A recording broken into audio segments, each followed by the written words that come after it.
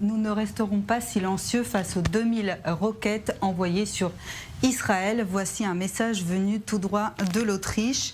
Ce pays qui a aussi hissé vendredi le drapeau israélien sur des bâtiments officiels et en solidarité évidemment face aux attaques dirigées depuis la bande de Gaza par le Hamas et d'autres groupes terroristes vers Israël. Il y a aussi évidemment le chancelier Sébastien Kurz, qui est un ami d'Israël, qui est souvent venu ici, qui a déclaré « Je condamne avec la plus grande fermeté les attaques contre Israël depuis la bande de Gaza ». Et puis le ministère des Affaires étrangères a aussi publié un communiqué en expliquant que Israël a le droit de se défendre contre ces attaques. C'est aussi l'argument souvent utilisé par Benjamin Netanyahou. Alors toujours en Europe, un autre pays qui soutient Israël, c'est la Pologne, via son ambassadeur qui se trouve ici en Israël, Marek Majerowskia, qui a partagé un tweet sur Internet en hébreu où justement il écrit « Je condamne fermement les attaques du Hamas contre les civils israéliens. Le recours au terrorisme est une impasse.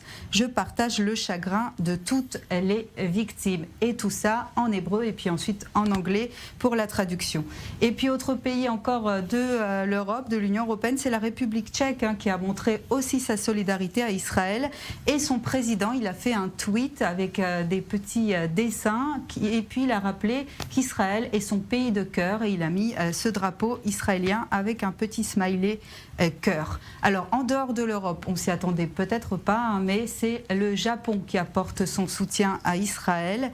Et justement, le ministre de la Défense demande « Que feriez-vous si 300 roquettes arrivaient sur vous en un jour ?»